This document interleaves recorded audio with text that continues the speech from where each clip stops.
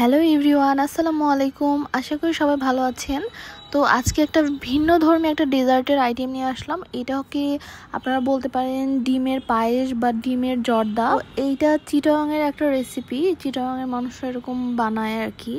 তো চলুন আপনাদেরকে দেখাই। আর আমি এটা ট্রাই করছি বাসায়, তারপরে খেয়েই বলতেছি আসলে এটা অনেক ডিফারেন্ট আর খেতেও অনেক মজা। প্রথমে আমি 4টা ডিম ভালোভাবে ফেটে নিছি।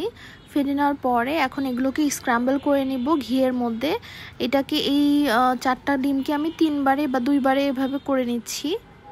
এখানে শুধু আমি ডিমটাই স্ক্র্যাম্বল করে নিচ্ছি ঘি দিয়ে, আর কিছুই না। এইভাবে স্ক্র্যাম্বল করে নিয়ে তারপর এগুলো তুলে রেখে দিব।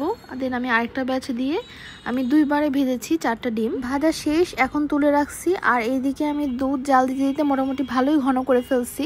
আর এখন এটার সাথে মিশাবো ড্যানো ক্রিম। আর এটা আমি প্রায় 3 চামচের মতো দিয়েছিলাম, জাস্ট অল্প একটু রাখছিলাম লাস্টে।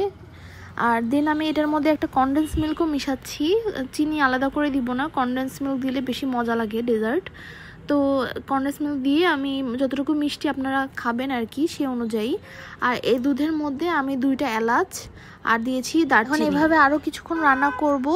এরপর আমি যেগুলো স্ক্র্যাম্বল করে রাখছিলাম এগ, ওগুলোকে হাতের সাহায্যে ভালো করে ম্যাশ করে নেব, যেন একদম ছোট ছোট হয়ে যায়। ব্লেন্ড করা যাবে না, জাস্ট হাত দিয়ে ভালোভাবে এটা একদম ছোট ছোট করে ভেঙে নিতে হবে। দেন আমি এগুলোকে এখন এই দুধের মধ্যে দিয়ে দিব আস্তে আস্তে। এটা মোটামুটি মিডিয়াম জালে রান্না করতে হবে, না হলে আবার দুধ নিচে লেগে যাবে। আর ডিমে এটা দেওয়ার পরে আমি বেশ কিছুক্ষণ এটাকে জাল করব ভালোভাবে। এখন এটার মধ্যে আমি একটু কাস্টার্ড পাউডার দিব। আমি ওদিকে 2 চামচের মতো কাস্টার্ড পাউডার গুলায় রাখছিলাম, এখন ওটা দিয়ে দিচ্ছি। দেওয়ার পরে এখন ভালোভাবে কিছুক্ষণ নাড়তে হবে যেন এটা ভালোভাবে মিক্স হয়ে যায় দুধের সাথে। তারপর এটাকে ভালোভাবে অনেকক্ষণ রান্না করতে হবে। ভালোভাবে জাল করতে করতে যখন ভালো মোটামুটি ঘন হয়ে আসবে তখন আমি এখানে মিল্ক পাউডার অ্যাড করব।